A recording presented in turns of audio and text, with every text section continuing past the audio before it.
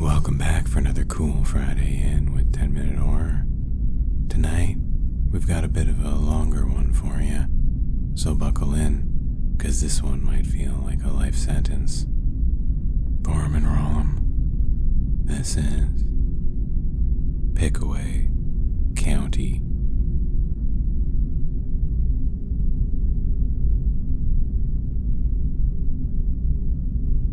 I spent 23 years in prison, and my last 2 weeks were the most dangerous. That's not to say the previous years were easy. Far from it.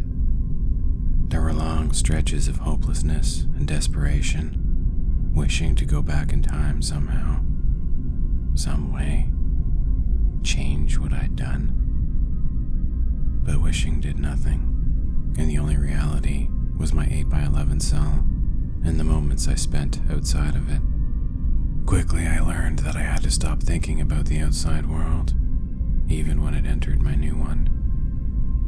The first time my wife and kids came to visit me, I had a black eye and broken nose from talking to the wrong person in the lunch line. After that, only my wife came to visit. She stuck with her weekly trips until I was transferred out of state and the visits became phone calls, which became letters, which became silence. It was just too difficult for all of us. I can't imagine what it was like for them to see a loved one in a place like that. It was so hard for me to see them come in. They seemed perfect and innocent, a shimmer of momentary light in my new dark world. And it was all so senseless. What I'd done hadn't even been intentional. It was an accident, a slip of the mind, a momentary break from my daily duties. But it resulted in 13 deaths. An entire family Christmas dinner party. 2 grandparents, 4 couples, and 7 grandchildren. All gone. And it was all because their landlord, me, hadn't made the appropriate changes to their furnace, and it spewed out carbon monoxide as the family gathered. The new CO2 detectors hadn't been installed yet. All 13 were dead at the dinner table before the dinner cooled. We were just getting home from our own family dinner when I saw the EMS vehicles outside. I knew right away what happened, as did investigators. I was taken into custody soon after, and a case was levied against me as new information came out about several arguments I'd had with the tenants. They pushed for intent, but it was weak and fell apart. But still, I was sentenced to 30 years through varying convictions regarding gross negligence resulting in the deaths of those 13 people. One of their relatives came to visit me once. She spat on the glass partition and told me she hoped I went to hell. The adjustment from real life to prison was hard, but I found it built up my discipline. Every aspect of my life was regimented into sections of the day, and because of my condition, I was granted certain privileges and accesses I wouldn't normally have. My condition was a calcified brain tumor that I've had since I was a child. My mother had the same one. In fact, she developed it when she was pregnant with me. It was located in a place in the brain, the same as mine, where it couldn't be operated on. Because she was pregnant with me, most treatment options were out for my mom. The doctors gave her 3 months to live. At the time, I was 4 months from being born, so the whole thing turned into a grand supportive push from everyone around her to keep my mother alive long enough to give birth to me, or long enough that, even if I was premature, I'd be developed enough to live a normal life. 3 months passed. My mom was still going. Then, I was born, a healthy baby boy. And all of a sudden, the brain tumor had calcified and was no longer an issue. The same as mine. Only I didn't get mine in my 30s, like my mother did. Mine developed when I was 10. It came on fast. All of a sudden I was getting terrible migraines, and my vision would go blurry. I hid it from my parents for as long as I could, because I knew the story of my birth and that it would be upsetting to my mother. What happened was worse. She found me bleeding from my ears in the backyard. I was rushed to the hospital and found to have the same tumor. Only mine was more advanced and aggressive. The doctors gave me a month. My parents were devastated. I was in shock. The next few weeks were filled with tests and arrangements. Most of it was a blur, but the afternoon I remember most was when my parents took me to the mall and told me I could go into any clothing store and pick out any suit or outfit I wanted. I knew something was up because we were poor and this never happened in our family. And as I was trying on clothes, my parents were crying. It didn't dawn on me until years later that they took me there to pick out what I'd be buried in. But I never brought that up with them. I never needed to. The month passed, and then another one did, and another. My tumor had shrunk and calcified. It was still there, like my mother's, but was unreachable, and from what the doctors said, was dead and not dangerous. It was a miracle, just like my mom's. Of course, I still had migraines from time to time, but it beats dying at 10 years old. And as I said, it helped separate me from typical prison life. Working in the library meant I got access to it at most times of the day, so that's where I went. I read a lot the first few years. I took classes and workshops. I even discovered a secret about the library. It had a hidden room. It wasn't really a room, so much as half a cell that had been closed off with a steel sheet behind a large bookshelf. The steel sheet had come loose and allowed entry, but could be slid back to make it invisible again. Of course, the half cell was enclosed by cement. There was no escaping through it, but it was a place you could hide, if you needed to. And I added some small makeshift locks to the inside, in case I ever did need to. The only person I ever told about the secret hideout was a small, defenseless man named Jackson who'd gotten a job in the library. He was doing a 15-year stint for wire and mail fraud amongst a few others, and had already been beaten up a few times by the more unwelcoming inmates. Jackson and I became good friends, and even though my parole had been granted and I was going to be out in a few months, I was going to miss him and our chats. Jackson was also the first and only person I told about the new inmate. I'd watched the transport bus from the window of the library and saw the 2x2 group of 16 inmates marched out and entered into their new caged home. He was in the last group of 2, and the guy beside him looked terrified. The new prisoner was named Laveau. He was black with a thick, dark afro jutting out in short, strange dreads. Laveau was a Haitian immigrant with a harsh, severe, and bony face. Whispers about him having ties to voodoo black magic circulated through the yard, and it was easy to see why. Wherever Laveau went in the prison, people kept their distance. It was almost like he emitted some strange, unseen but heavily felt radiation that caused inmates to scatter as Laveau got closer. I watched it happen from the library window as Laveau would move through the yard, slowly, and groups of people, whoever they were, would get up and casually scatter to other ends of the yard. In the caf, the same thing happened at tables at mealtimes, and in the showers too. Not that I ever had a run-in. About a week into Laveau's arrival, inmates in cells were switched around after an internal drug bust, and Laveau's previously single room became a double. The man who moved into Laveau's cell was a gangbanger named Stax. Stax was a loudmouth and went off at anyone who would listen. But the morning after he moved into Laveau's cell, Stax was a different person. He was quiet, still, and he looked terrified. Stax walked into the cafe at breakfast and stopped in the middle of the line. He dipped his head down and stared at the ground in front of his feet. He didn't budge until breakfast was over. Then he left and went outside. In the yard, Stax did the same thing. He stared down just ahead of his feet until our time outside was almost up.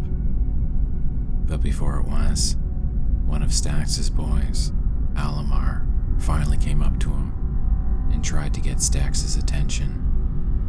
Stax finally turned his eyes away from the ground and looked up, matching Alamar's. Stax's eyes went wide. He looked terrified. Alamar backed away and the alarm buzzed for us all to go inside. Stax's eyes were locked on Alamar now. I didn't see either of them until the next day, and they were both dead when I did. Stax had found a small partition of metal, bent it multiple times, and sharpened an edge into a shiv. He'd stabbed Alamar to death with it, poked out his eyes, then slit his own throat. It was an open and shut case to anyone not watching. But I was watching, and I continued to track Laveau as he'd get closer and closer to people at lunch, in the yard, and in the halls. 2 more inmates died, this time in the showers. The same details as Stax and Alamar. Metal shiv, dozens of stab wounds, eyes poked out, and the suicidal throat slash to cap it.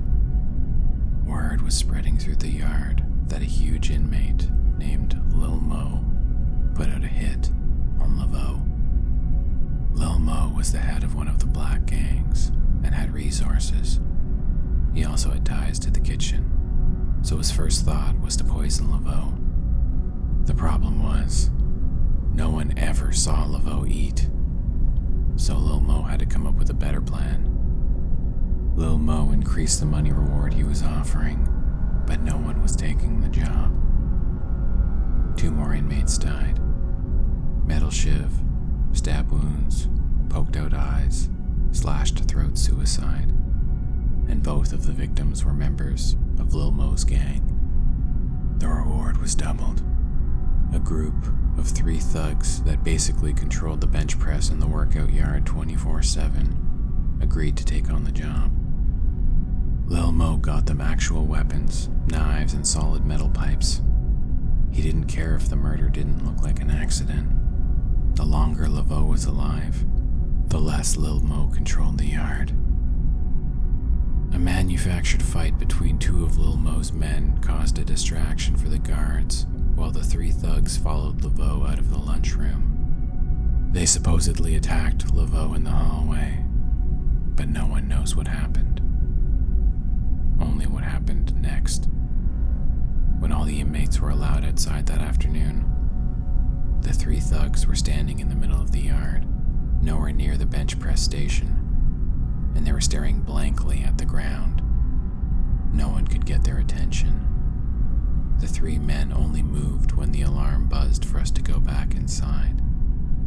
And when we did, there was Laveau, waiting in the darkness of his cell, untouched. That night, there were screams through the cells. The prison went into a lockdown for 24 hours. By the time it was reopened, news had traveled to every inmate about what had happened. The 3 thugs had gone into their cells that night, killed their bunkmates with shivs, and then killed themselves. 6 deaths in one night. It was a prison record. None of the inmates knew what to do.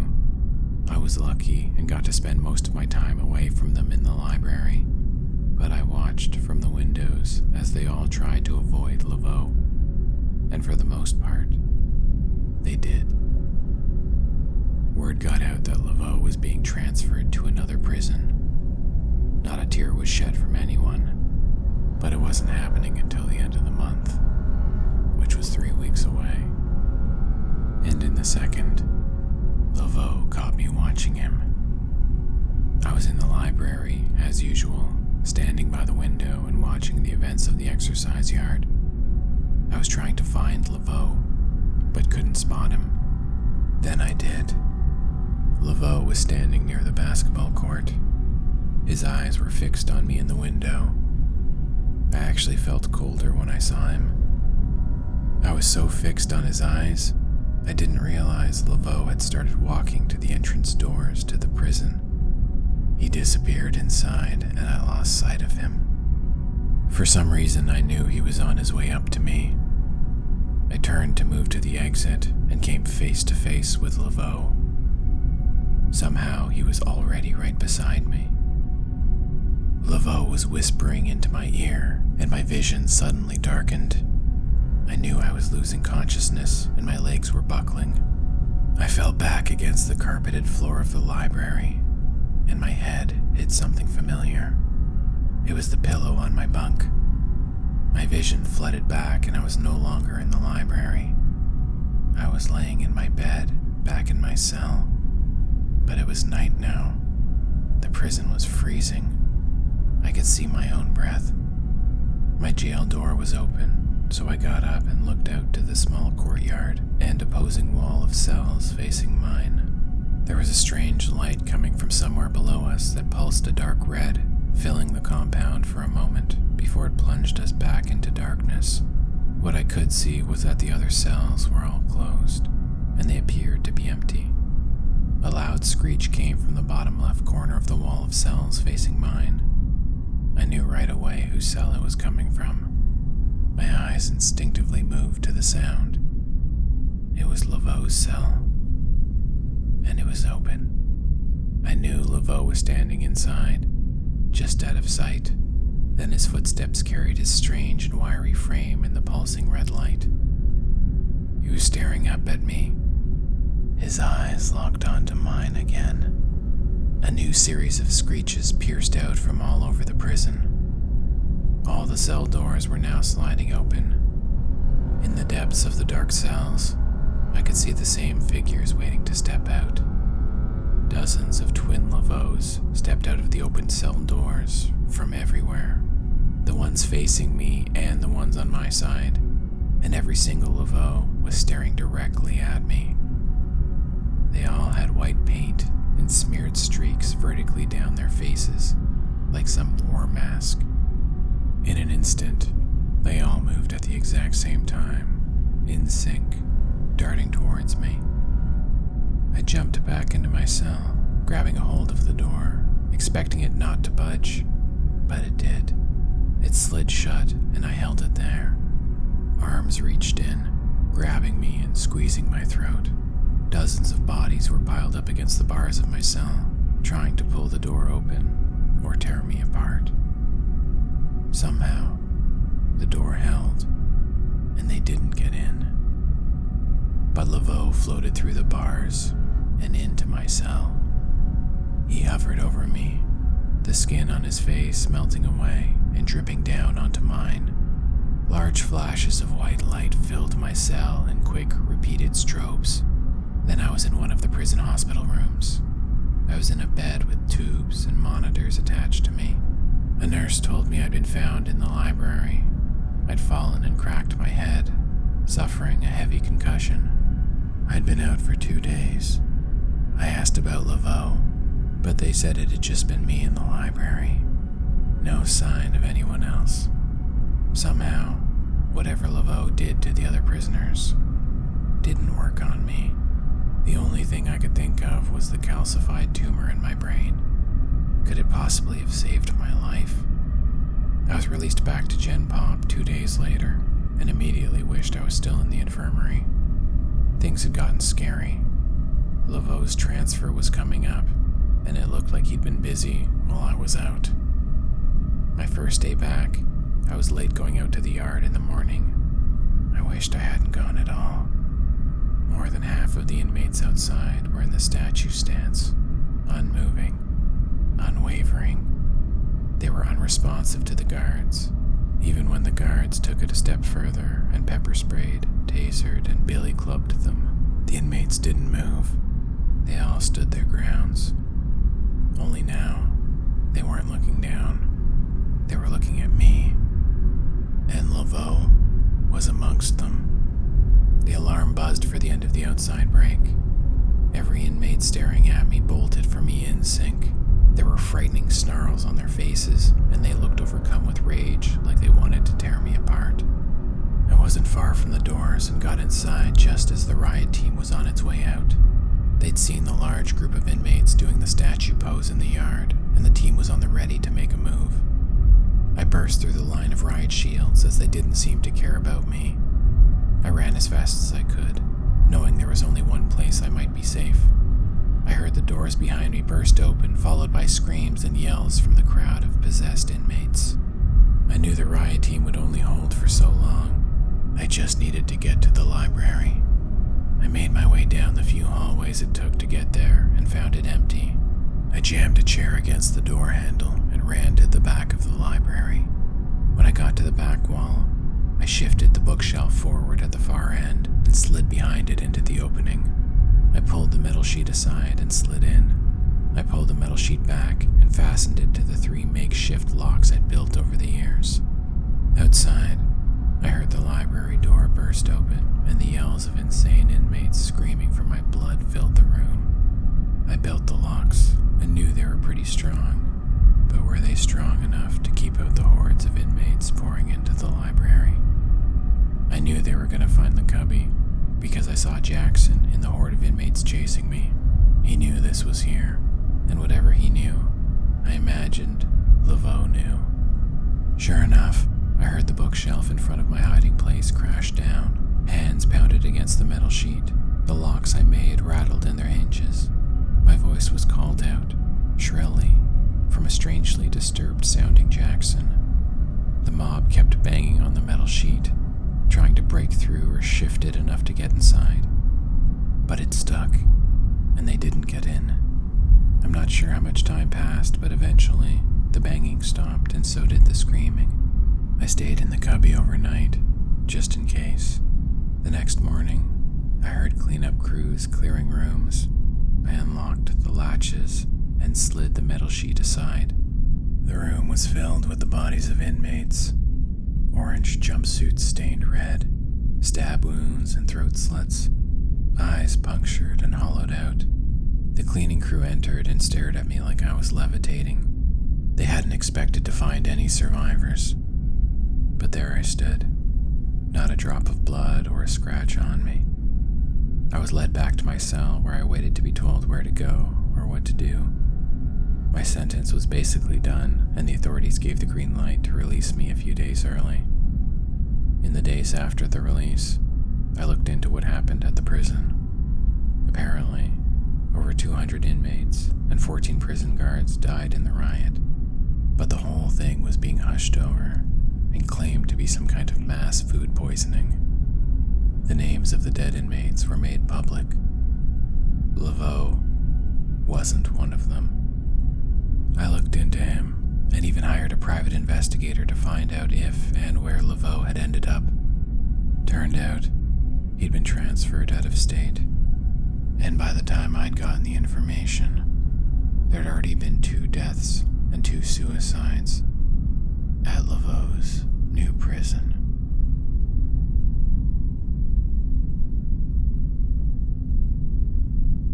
And that concludes this week's episode. We hope you enjoyed Pickaway County, and we'll be back here next Friday with some new horror for you. Make sure to like, subscribe, and comment below, and we'll see you back here next week.